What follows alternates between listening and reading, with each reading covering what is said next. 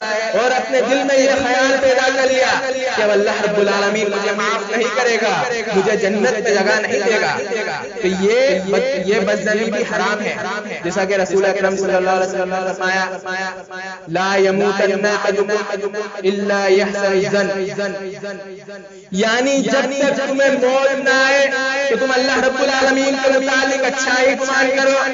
اور ایک حدیث قدسی میں اللہ کے رسول صلی اللہ علیہ وسلم فرماتے ہیں کہ اللہ رب العالمین نے فرمایا کہ میں بندے کو اسی کے متعلق کر دیتا ہوں، یعنی بندہ جیسا سوچتا ہے وہ اسی پہ میں اسے کر دیتا ہوں۔ یعنی بندہ اگر سوچ رہا ہے کہ میں یہ کام کروں گا تو اللہ رب العالمین اسے وہی کام میں لگا دیتا ہے۔ اگر بندہ سوچے گا کہ میں اللہ رب العالمین مجھے جنت دے گا ہی نہیں تو اس کا کیا حاصل ہوگا، جبکہ اللہ رب العالمین اپنے حدیث قدسی میں صاف ذکر فرمایا کہ میں بندے کے گمان کے متعلق کر دیتا ہوں، وہ جیسا سوچتا ہے میں ویسا ہی کر دیتا ہوں۔ آگے فرمایا وَلَا تَحَاسَدُوا، آپس میں ایک دوسرے کی حسد نہ کرو۔ حسد کا آئیے سب سے پہلے ہم سمجھتے ہیں حسد کا لغوی معنی بغض و عداوت، کینہ و کپٹ کے ہے۔ اصطلاح میں حسد کہتے ہیں کسی آدمی کو نعمت میں دیکھ کر اس سے وہ نعمت کو چھین جانے کی تمنا کرنا۔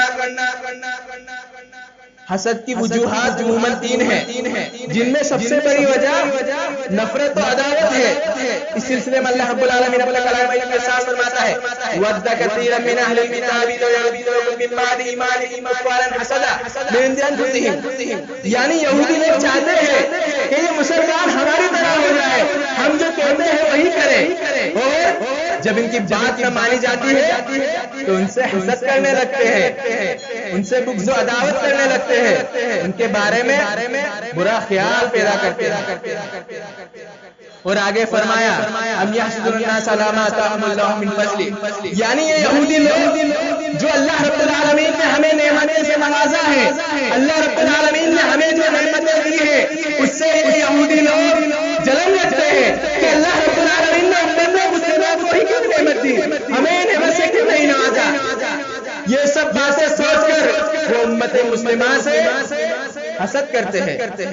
محترم حضرات، حسد ایسی مہلک بیماری ہے کہ حاسد کو دنیا میں بھی نہیں بخشتی ہے اور آخرت میں اسے نہیں بخشتی ہے، یعنی حاسد کو دنیا میں بھی تباہ برباد کر دیتی ہے اور آخرت میں وہ تباہ برباد ہوگا۔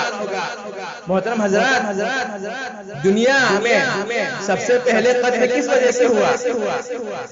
دنیا میں سب سے پہلے جو قتل ہوا ہے وہ حسد ہی کی وجہ سے ہوا ہے۔ شیطان مردود کیوں ہوا؟ کیونکہ اس نے حسد کی وجہ سے حضرت آدم علیہ السلام کو سجدہ نہیں کیا کہ آدم تو مٹی سے بنا ہے اور میں آگ سے بنا ہوں، تو برا میں کیسے آدم کو سجدہ کروں؟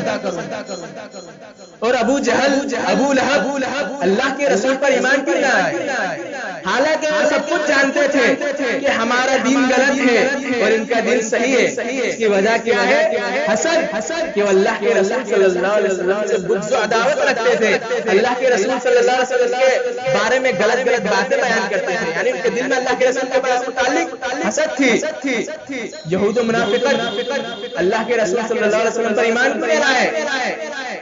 اس کی وجہ بھی حسد ہی ہے۔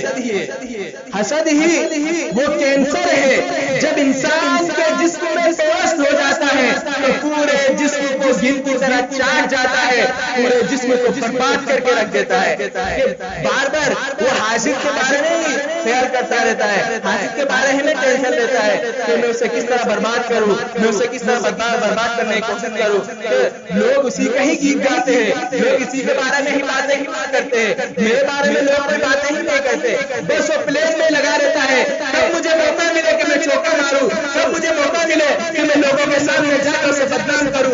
اگر وہ پا لیتا ہے تو حاسد سے بدنام کر کے چھوڑ دیتا، بدنام کر کے رکھ دیتا۔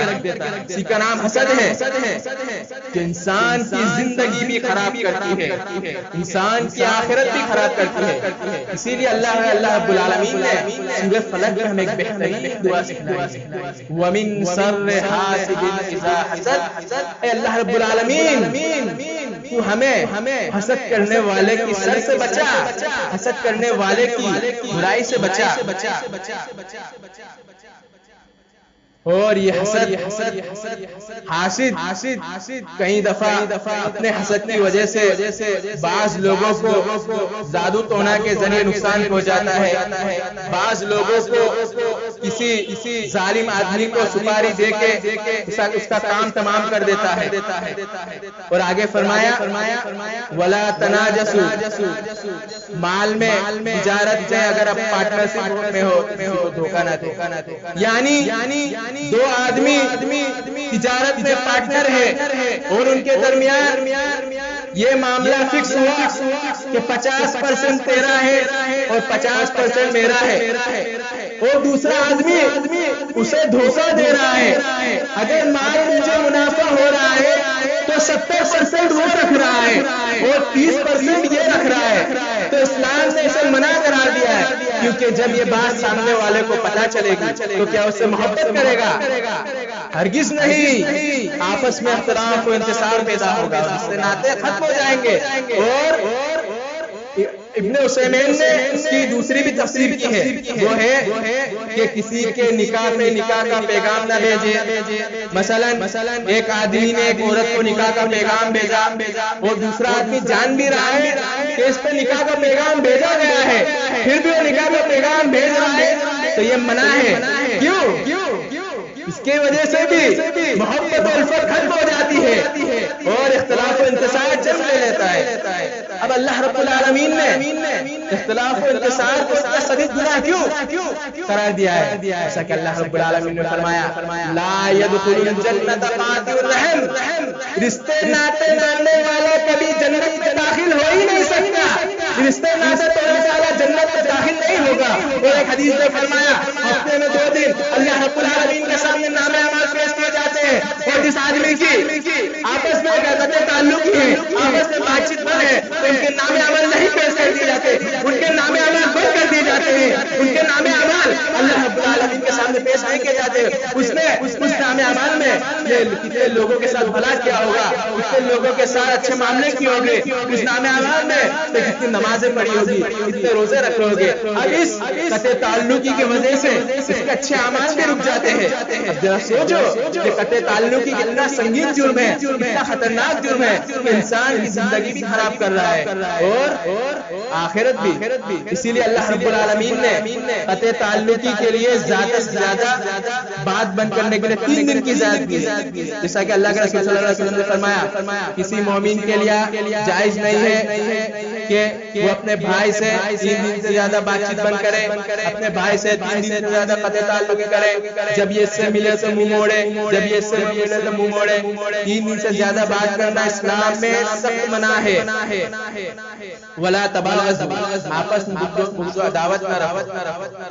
اللہ رب العالمین نے جب ہجرت کی تو صحابہ کرام کو سب سے پہلے کس چیز کی نصیحت کی؟ فرمایا افشوا السلام واطعموا الطعام وصلوا الارحام، لوگوں کے درمیان سلام کرو اور محبت و الفت پیدا کرو، کیونکہ سلام ایسا کلمہ ہے کہ اس کے ذریعے لوگوں کے درمیان محبت و الفت پیدا ہوتی ہے اور آپس میں اختلاف و انتصار ہو جاتی ہے۔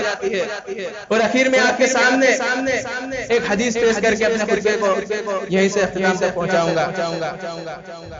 اللہ کے رسول صلی اللہ علیہ وسلم نے ایک مرتبہ صحابہ کرام سے پوچھا ہم میں کا مفلس شخص کون ہے؟ صحابہ کرام نے فرمایا جس کے پاس مال و درہم نہ ہو۔ اللہ کے رسول صلی اللہ علیہ وسلم نے فرمایا ہم میں کا مفلس شخص وہ ہے جو نماز، روزہ اور ساری عبادتوں کو لے کر قیامت کے دن آئے گا، اور ایک شخص آئے گا کہ اس کو گالی دی گئی ہوگی، اس پر الزام ڈالا ہوگا، اس کے بارے میں برائی کی ہوگی، تو ساری برائی اللہ رب العالمین کے سامنے پیش کی جائے گی، اور اس شخص کے سارے اعمال لے کر اس آدمی پر ڈال دیے جائیں گے جس کی نماز اور روزہ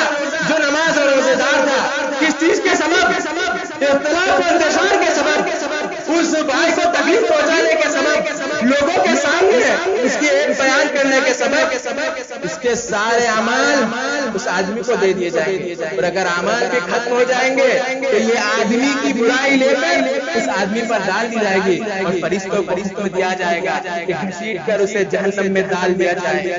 اب ذرا غور کرو، ہم نمازیں بھی پڑھ رہے ہیں، روزے بھی رکھ رہے ہیں، لوگوں کی غیبتیں بھی کر رہے ہیں، لوگوں کی چغلی بھی کر رہے ہیں، حسد بھی کر رہے ہیں، لوگوں میں فساد بھی پیدا کر رہے ہیں، تو ایسی نماز کیا کام کی؟ جیسا کہ اللہ کے رسول صلی اللہ علیہ وسلم نے حدیث میں صاف فرمایا کہ ایک شخص آئے گا نماز اور روزہ لے کر آئے گا، اور دوسرا شخص اس آدمی نے اس پر ظلم کیا ہوگا، سارے ظلم کی لسٹ اللہ رب العالمین کے سامنے رکھے گا، اور اس کے سارے اعمال ختم ہو جائیں گے، اور یہ شخص کی برائی بھی لے کر اس پر ڈال دی جائے گی، اور وہ آدمی کے بارے میں حکم دیا جائے گا اسے جہنم میں ڈال دیا جائے گا۔ اخیر میں رب کریم سے دعا الہ العالمین ہمیں سننے سے زیادہ عمل کرنے کی توفیق عطا فرما، آمین۔ اور ہمیں کا جو محتاج ہے الہ العالمین تو اس کی مدد فرما، جو ہمارے بھائی بیمار ہیں الہ العالمین انہیں شفا کاملہ عاجلہ عطا فرما، الہ العالمین جو ہمیں کا پریشان